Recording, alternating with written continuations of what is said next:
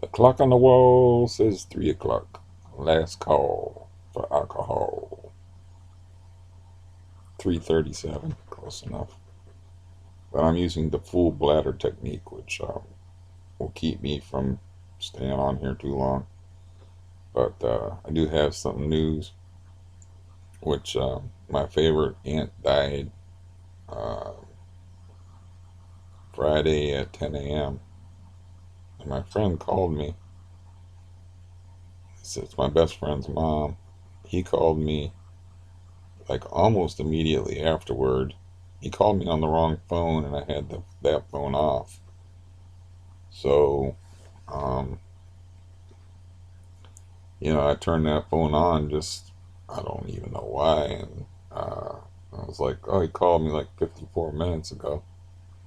And, I didn't listen to the message, so I didn't know what was up. And, I went up. I said, well, before I call him, I'll get up and take care of a couple of things, feed the cats, which I had failed to do and whatnot before I called him back. And then I called him back, and I did the best I could. I guess I should have just let him talk. But I mean, he's literally in a room with his dead mother. And I said, um, I go beyond like the usual things that people say. It's like I always point out when there's a death of any kind, be it a pet or a family member. I said, well, you were there with her till the end, and you were a good and dutiful son. So you got nothing to be. I didn't say ashamed of, but it was along those lines. And he was like, yeah, she was uh, asleep, and my daughter was with her, just sitting in the room with her.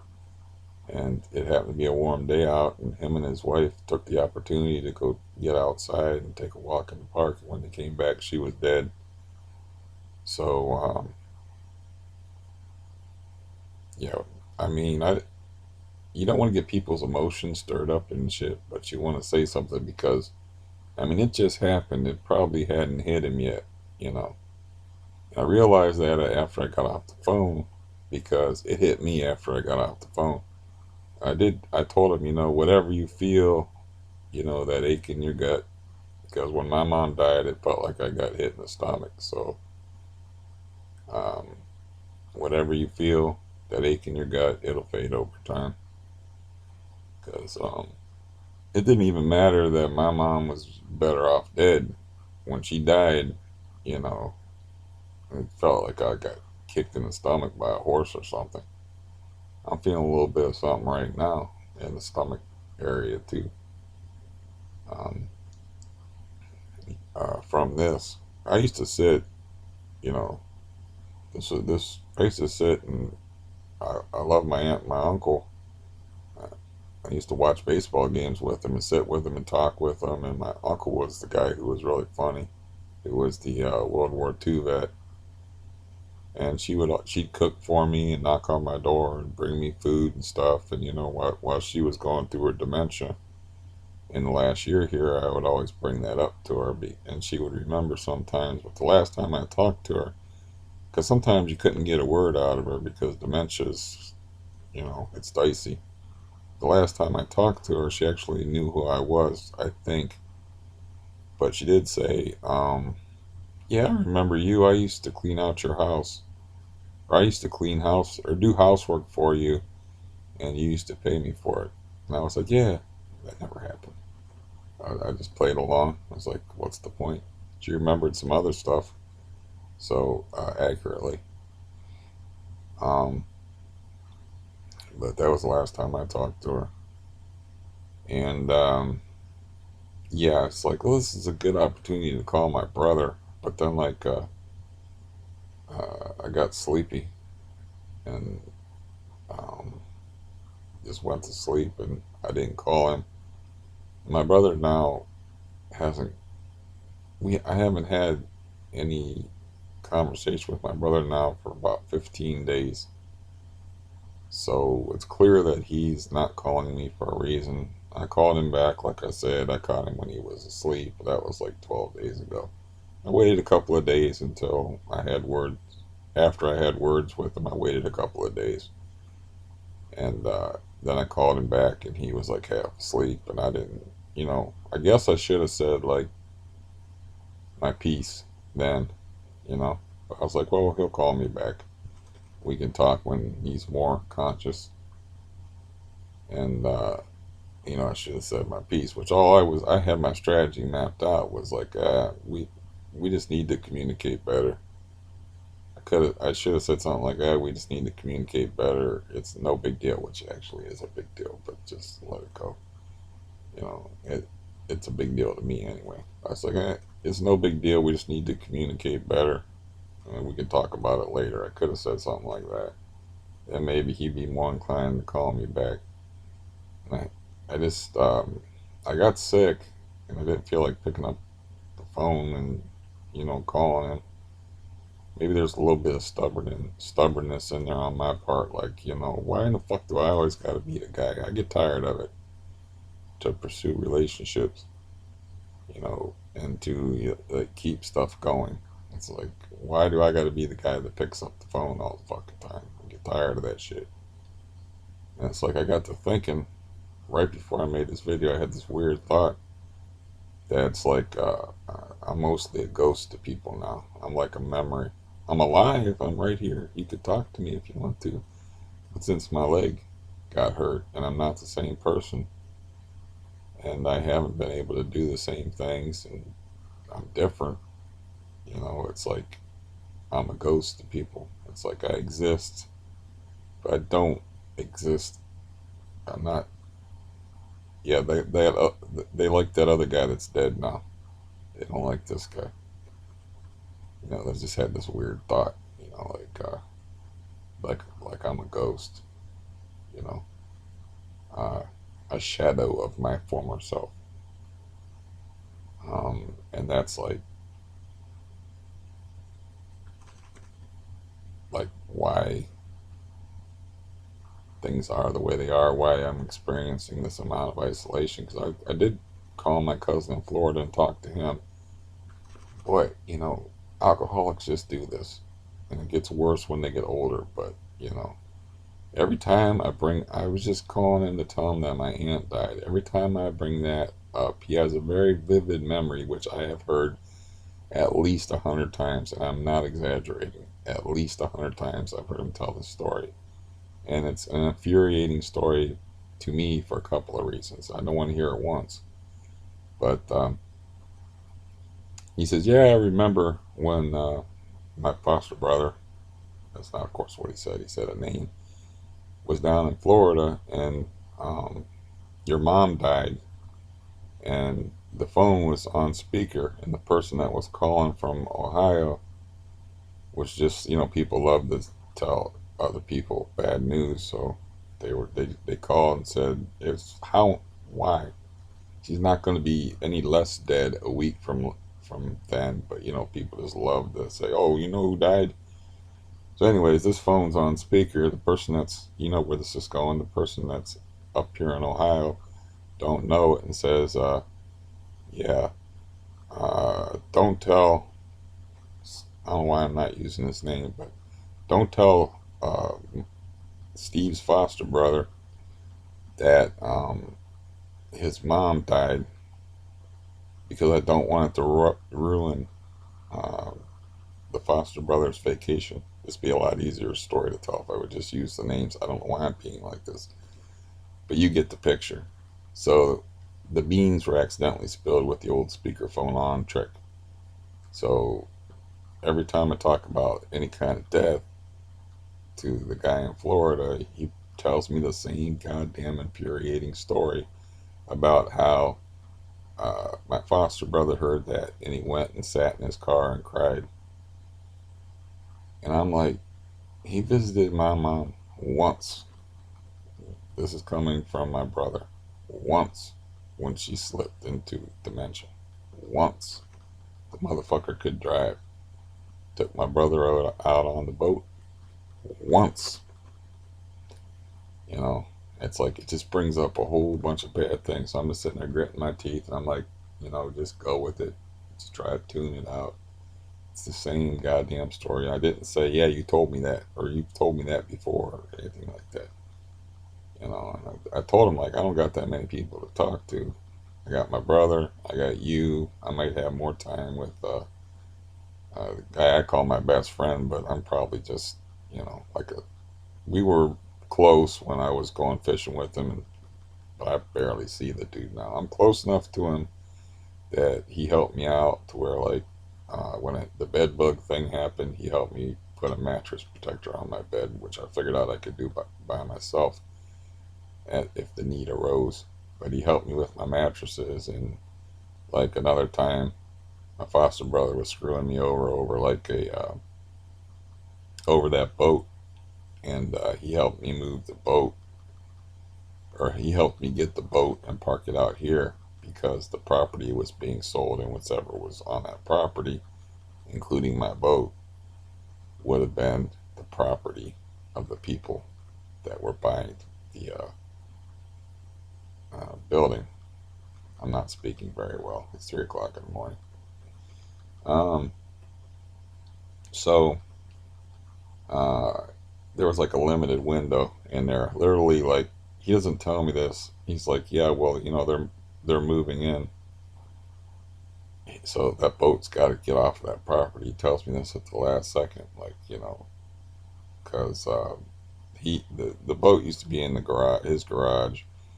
He bought a motorcycle. He wanted more room in his garage, so he just informed me one day that he parked it in his neighbor's yard, and his neighbor's cool with it, But neighbor sold the house to somebody else that probably wasn't cool with it, and his neighbor that let him park the boat don't give a fuck about whose boat that is or why that boat's there. All he cares about is all the shit you got to go through when you're moving. So yeah. Um, so anyways, that just brings up a bunch of shit, and so I was talking to, like I said, my guy in Florida, and he brings that story up every time. It's like, man, I'd pay $100 never to hear that story again. But he brings it up every time, and I'm like, I did not expect him to bring it up with me talking about the death of my aunt, which happened 2 days prior. Which, like I said, I spent a lot of time with her, and she'd cook for me, and she was always nice to me. She's my godmother, which is a thing in the Godfather. It's a Catholic thing. So I grew up Catholic. So she would buy me like extra presents and stuff because she took the whole Catholic thing seriously. So when I was a kid, she would like buy me like games and stuff, and extra presents. I don't know if it was around. My birthday is the 15th of December, 10 days before Christmas. So I don't know if I got the extra presents for Christmas or for my birthday, but I know she got me extra presents because kids remember presents. Kids are greedy little bastards. They understand the bottom line. So, anyways, um, yeah, I guess I got to talk to my psych guy at 1:20. It's 3:51 in the morning, but at 1:20 in the afternoon, my sleep is obviously very erratic now, and I've made no effort to find a doctor. Like I said, I got sick. My last video was called Sick, so I got sick, and I haven't felt like doing anything. And yeah, my aunt died, and uh, they lived across the street from a place that I rented for like 15 years. So, you know, I'd see her off and on for 15 years. That's why it has an effect on me. As far as me feeling like a ghost, that's just a weird thought I had. It's like, I wonder if I'm like a ghost to people now. It's like I'm already past tense. And it's like, yeah, just a strange thought that entered my head. Um, I don't see anybody. I'm just a disembodied voice talking on the phone to people. I don't see anybody. I don't see any of these people. I can't travel to Florida. I used to travel to Florida and see that guy that I talked to on the phone. He brought up a picture he had. He used to have like a big python, like I don't know, anywhere from 8 to 12 foot. And there's a picture of me as a young man with it draped across my neck, and they were very. Uh, they were the people that used to knock down hornets' nests for fun and shit like that. So they thought it was funny that it was choking me because it was wrapped around my neck and it wasn't really choking my airway, but it was choking the blood throat flow to my brain. I was getting like a slow rear naked choke from an 8 foot python. And, I was like, man, take the picture. And they're like, no, no, go by the car. It'll make a better picture. And I was like, no, no, back up. They were just fucking around. They're like, back up a little bit. They didn't understand. I was like, man, take the fucking picture. And then the picture of my face is all red and shit because this python's choking me out. And he's like, yeah, you had this expression on your face like you was scared or something like that. And I was explaining to him, no, the fucking snake was choking me out. And it wasn't a matter of being scared. It was like I was getting choked because they're nothing but muscle. If you've ever like held a 8 to 12 foot python, I don't want to exaggerate. I don't like to exaggerate, but it's at least 8 foot long. If you've ever held a great big snake like that, they're like yay big around. They're nothing but muscle, and you drape it around your neck, and it just decides to squeeze. It didn't like wrap around or nothing like that, because then they would have probably took the situation more seriously and say, "We'll be there in a minute," and walk over there like super slow, and wait till I was almost passed out and pry the snake off me. But no, it was just looped. I was like, I had the head in one hand and the tail part in the other hand like this, and it was just looped. But it just started squeezing me from the sides and getting the jugular and whatnot, and disrupting the blood flow to my then pretty sharp mind. Not so sharp, I feel like, in this video. Um, but anyways, he brought that up, and so I used to go down there when I was healthy and travel. And I was thinking about like another trip that I had where they didn't have any Walmarts up north here. Walmart was a southern thing back in the day. So when I went to Smyrna, Georgia, to visit my older brother before I killed that guy, um, he lived he had this huge tract of land that he was buying. And unfortunately, he had a great idea, a real money making idea that would have set him up for life. But his alcoholism kind of ruined it. But he was like, Atlanta is expanding. That expansion is going to come out this way. This land that I own now, that's just out in the middle of nowhere, it's going to be worth money. He was like a foreman for a landscaping crew, so he didn't have the most highest paying job in the world, but he was gradually paying off this land back in the late '80s and the early '90s. And I don't remember when exactly he moved back up here after he killed the guy. But it was a great idea he had. But I remember like visiting him and going down south. That was my first big trip, going down south there. And I was like, "What's that?" And they acted like I was crazy because I didn't know what a Walmart is. I'd never seen one. They're like, "Don't they have those up north?" It's like, man, they're taking over the south like kudzu. Kudzu was a big thing back then. It's like an invasive plant species. And I was like, what is all this green shit all over the place? And they were like, that's kudzu, man. He's like, because he's a landscaper. He's like, man, I cut so much of that shit every day, man. I'm cutting down and messing with kudzu. Because it was like covering up. If there was any like buildings that weren't well taken care of or that were abandoned, they were just green houses. Literally green all over. It just grows all over everything. So there was kudzu and there was Walmart taking over the south down there. And so, anyways, I'm straying as usual a bit afield from the more important aspects of this, but details are always good. That they don't get in the way of the main narrative too much. But so, but that goes into the ghost thing is because I used to do this and I'm a used to be now. It's like I used to do this, I used to do that. It's like once the knee makes it hard for me to just get out of bed without falling over and tripping over shit. Uh, like the last person that was in my house, I was like, I got to get something out of the bedroom. I'll be right back. I went and got something out of here, and I got this HDMI cable that runs from the computer to the big screen TV, and I almost tripped over it and spilled coffee everywhere. They didn't get very alarmed, but I was like, I got it, I'm okay. But I spilled coffee on one of those scooters that I don't ride, and like in the morning when I wake up, it's like, well, I always like reach out and catch the wall and shit.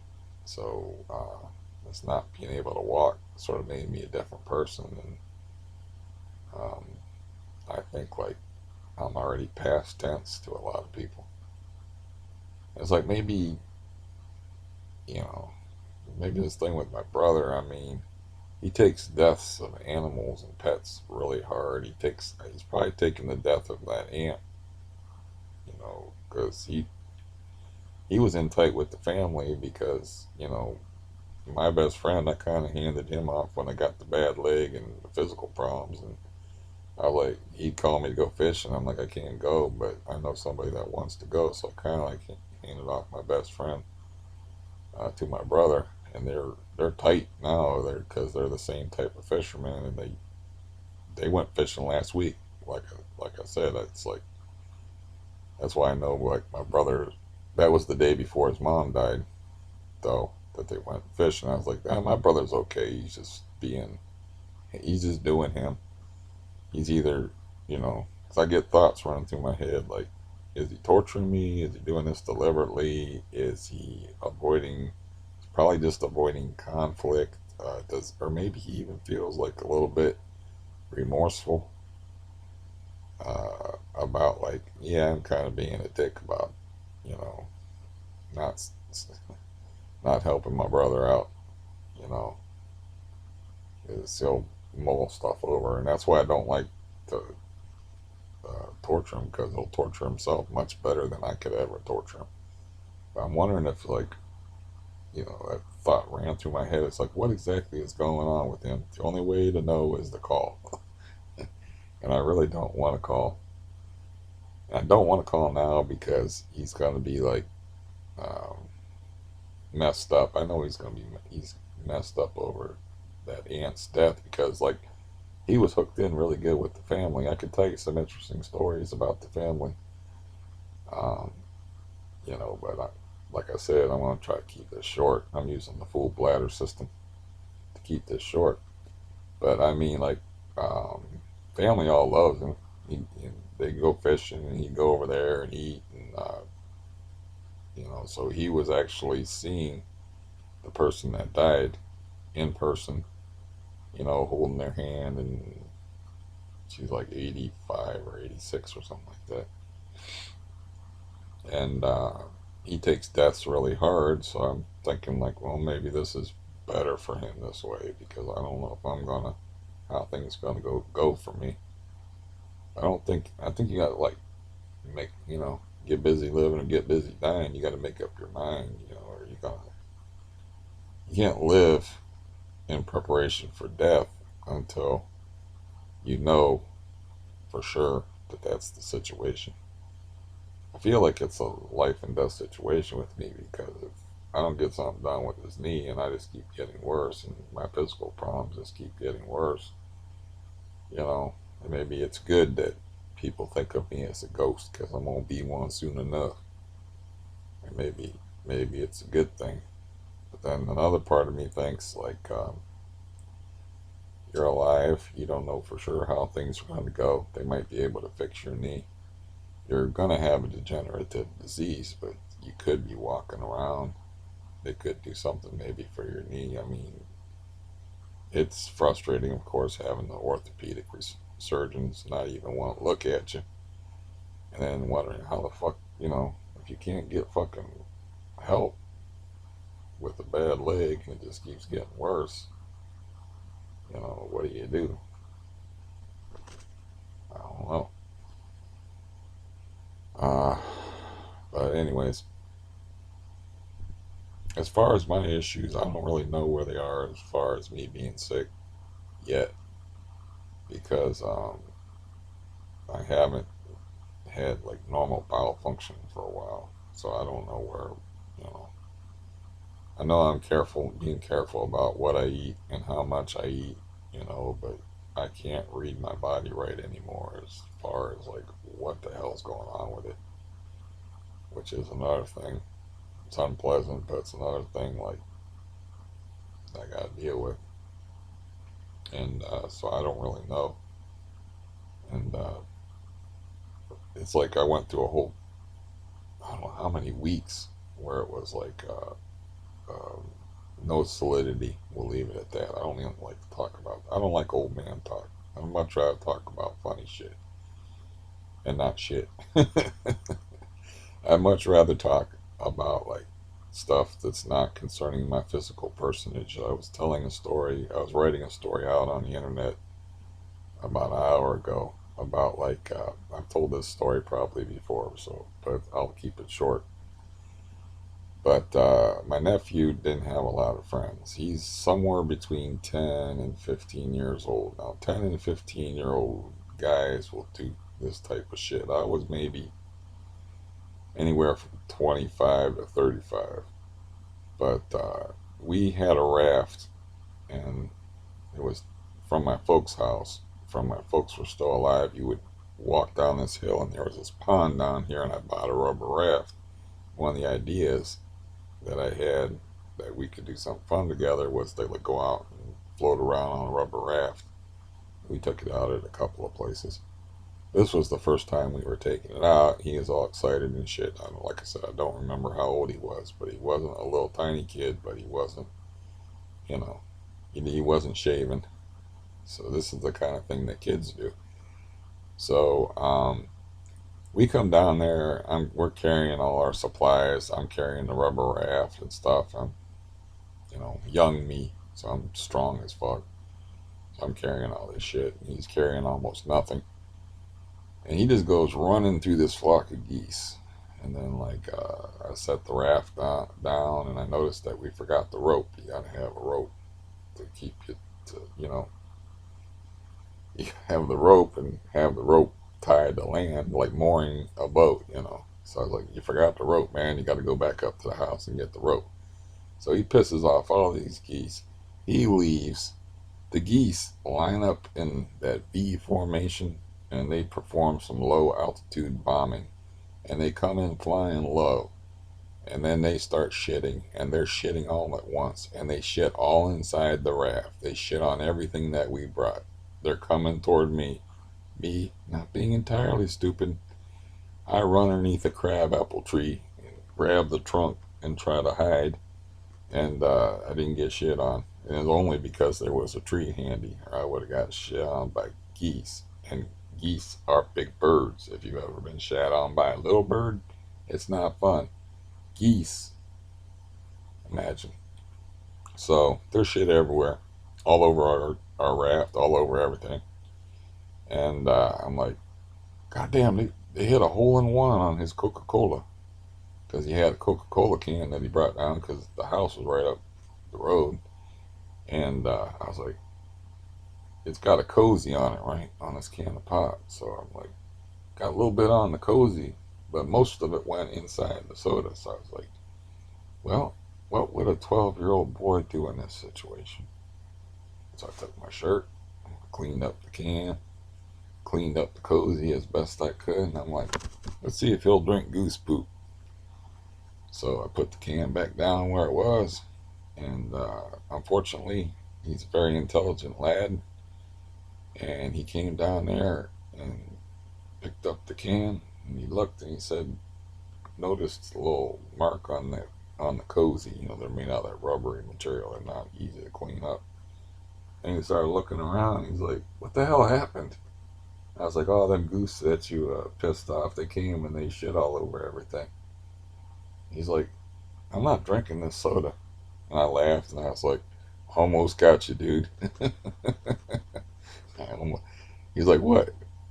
And then he realized, he says, he started laughing too. And he's like, you gonna make me drink goose poop? And I was like, I wasn't gonna make you do anything, man. I was just testing your powers of observation. I was like, you're a smart kid. But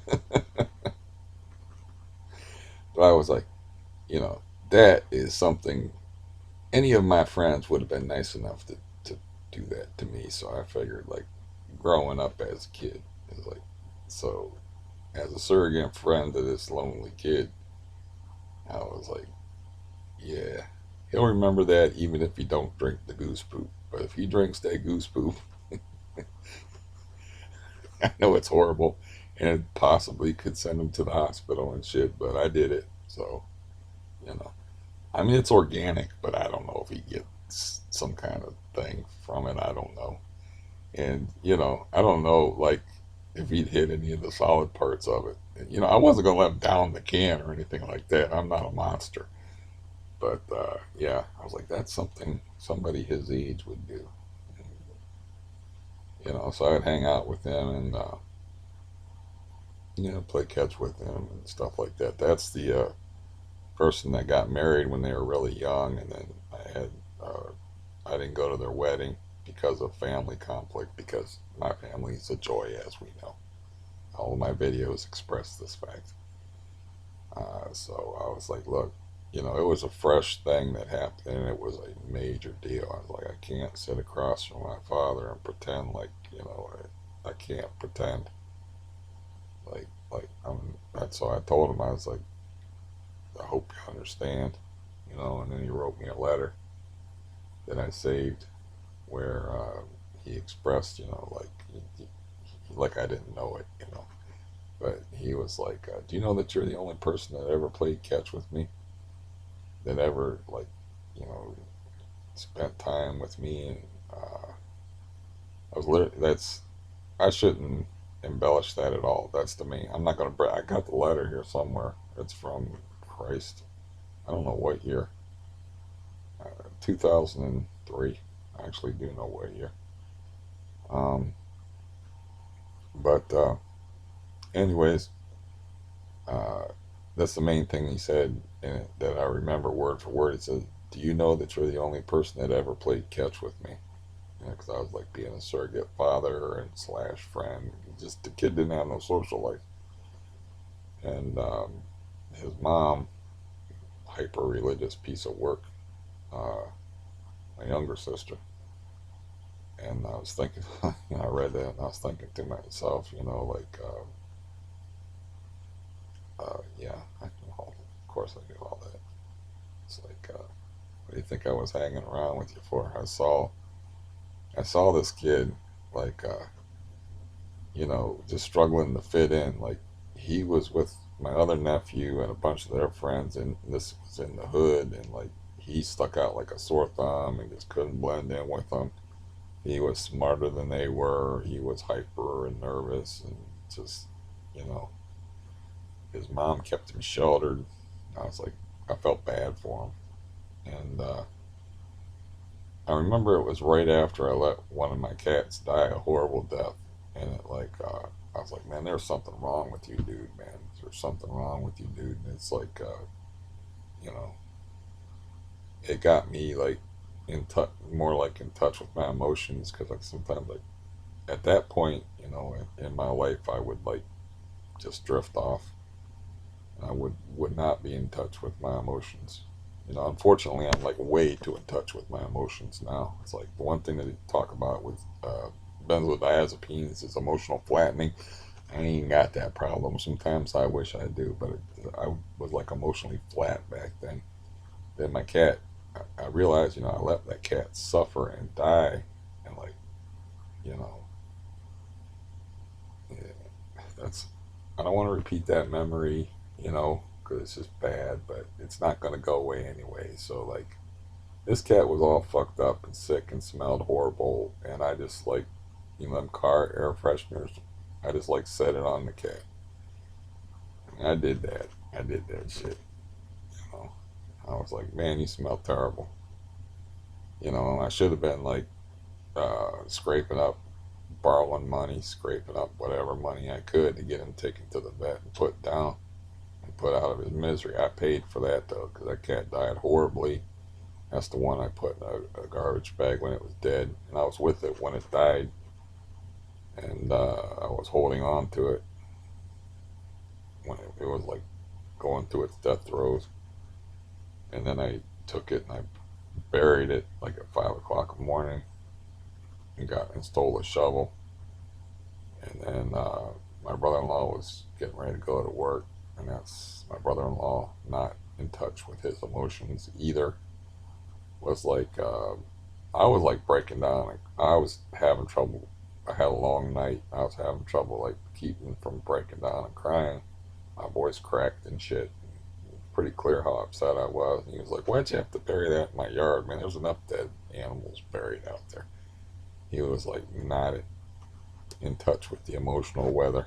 But that got me in touch with my emotions. That incident, and I saw my nephew like struggling. I'm like, that boy needs a little help to loosen up. We gotta get him loosened up, get him to have some fun, get him to be just a regular type of dude. Maybe he'll get some friends. I mean, I don't know if it worked or not. He did get married and has like 4 or 5 kids. He has a life. He has a job. He drives a car. You know, from our family, he's a big success story. But I don't know personally how happy he is. I I reached out to him like about a year ago, and he said he never had any hard feelings toward me, anything like that. But there's really nothing there after a certain amount of time. A relationship just died. I served my purpose. I did my job. You know, and I was there for him when he needed me, and I helped like shepherd him sort of into adulthood. Taught him to loosen up, to go on adventures, to have some fun. You know, he's the kid that we went down Mile Hill with, and where you just on a bicycle, where you can literally, if you fuck up on Mile Hill, you can go faster than the cars on the freeway on a bicycle. It's fucking terrifying. But I was like, this isn't a joke. Now you see that sign over there? And he goes, yeah. You see how it's got that truck right down there, and it says trucks use low gear? He's like, yeah. We're stopped at the top of Mile Hill, and I'm like, we're going to go a mile downhill. That means I want you to keep your handlebars straight, keep your ass on the seat. Don't ride on the side of the road. Ride in the middle of the lane. The side of the road's too rough. But the main thing is don't move. Keep your handlebars straight, and yeah, stay in the middle of the lane. If anybody comes up behind you, they can pass you, but you might be going fast enough. We'll be riding with them. 'Cause I think the speed limit was 45 or something like that. And he was like, yeah, yeah, yeah, like it was no big deal. But then he went down and he was like, woo!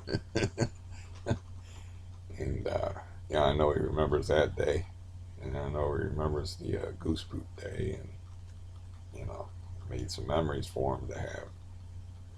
And they're nice memories for me too, but at the time, like, he's 10 to 15 years old or whatever. I don't, he's a kid, but not like a little tiny kid. And so that's like 90s, sometime in the 90s where that stuff was happening. So it's a long time ago for me to remember. Now that I'm a ghost, us ghosts, we don't have the best memories in the world.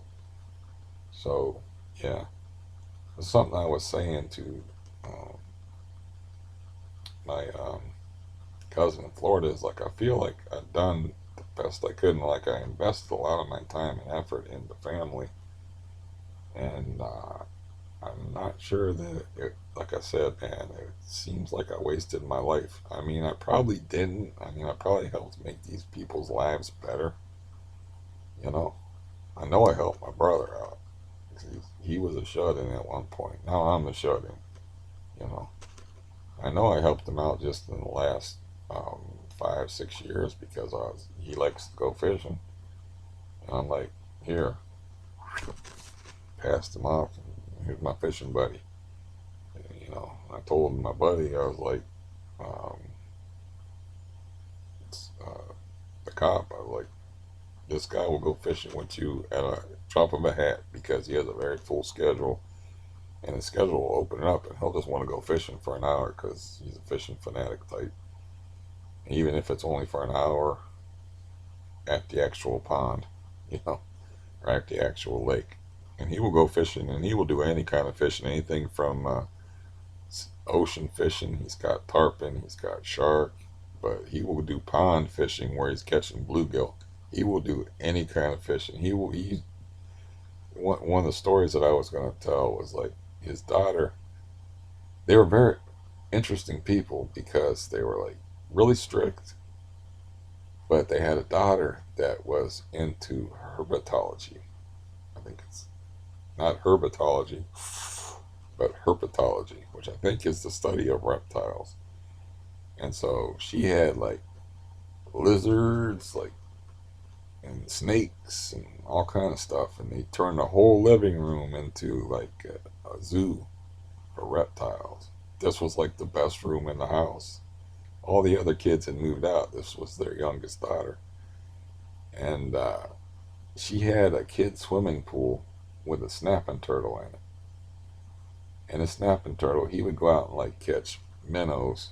This is like I said, he will do any kind of fishing. So he'll just go out and catch any kind of fish to feed this snapping turtle for his daughter. This is like a 50 to 60-year-old man doing this. So uh, they got a swimming pool.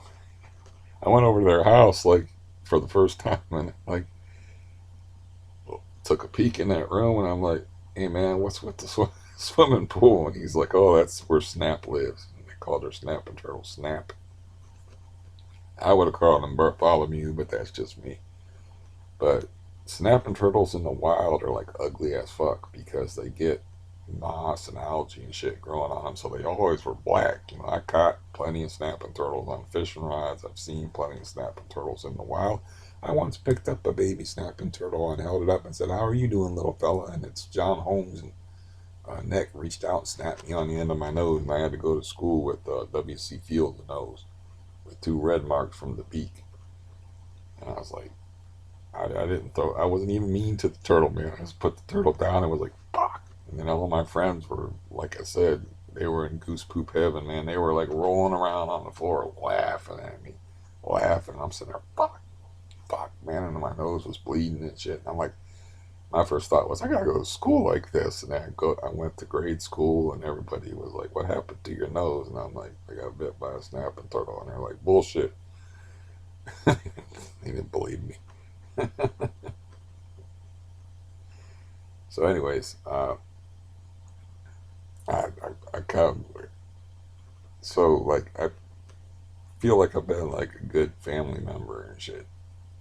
That's why I get real mad when they don't want to help me out in return, or they don't want to do something for me, or even like I was thinking about my other nephew, not the nephew with the goose poop, but my other nephew who's a great big guy that taped up my ceiling. Like I gave him $100, and we sort of had an understanding that he was going to come back and do more work for me and like hang up blinds for me and shit. Never did it. Never did it. Just said it. Never did it. And like I on friendly terms with him, but you know he's the guy. Like he's eligible for that $1,200 stimulus thing from way the first one. There never was a second one. But the only one, he was eligible for it. So I'm just doing research for myself, like I said, and I sent him like information. I'm here's a link. You just have to click on this link, and I'm just more or less, here's $1,200. Like guiding him toward $1,200, putting $1,200 in his pocket. This is a guy that screwed me, out of housework more or less because I paid him for like he was here for like an hour and a half to 2 hours actually doing things, and an hour and a half of just sitting there talking. So, he got like for 3 hours of his time, I'm paying $33 an hour for like picking stuff up and carrying it, you know.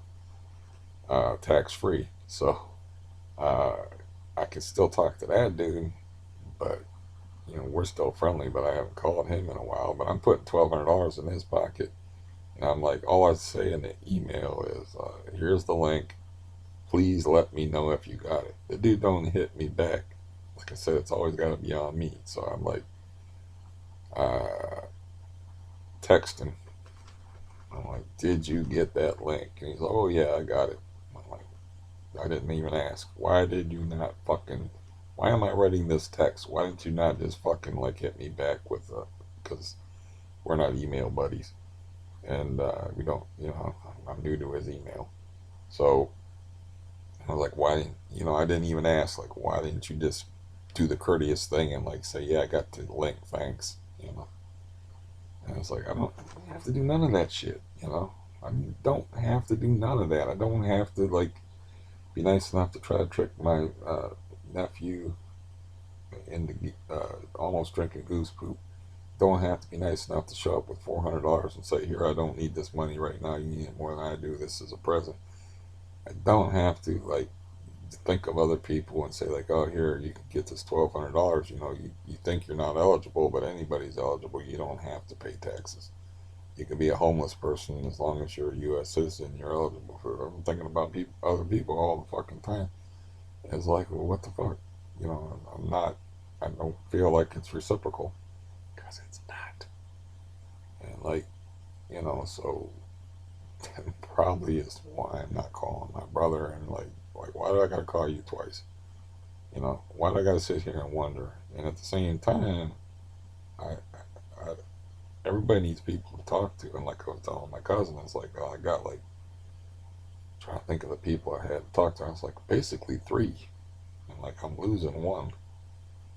Or like if I lose him, that means I got you to talk to, and I got who I consider my best friend. He probably doesn't consider me his best. I'm pretty sure of that. Um, but my former fishing buddy to talk to, whose mom just died. I was like, I'm down. I'd be down to like two. I'm trying to think of like I could call that nephew that with the $1,200. I mean, I'm friendly with him. I can call my niece. I mean, we don't have any open grievances, but I got that thing going on with her mother, and I'm kind of scared of her. But I really don't. Yeah, I don't have really any sober, sane, uh, rational people to talk to. Now, I'm pretty sure that the $1,200 nephew just smokes weed, but I mean, I don't know. I just feel like I got taken advantage of. Like, you know, I don't understand why he wouldn't come back and want to do more work for me. At the time, I had a whole shitload of money.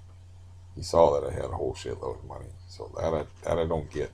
It's like, why would you turn down easy money? All you gotta do is like little piddling ass chores around here, easy stuff.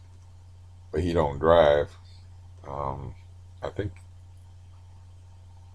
it's winter now, but I think he could actually ride a bike here.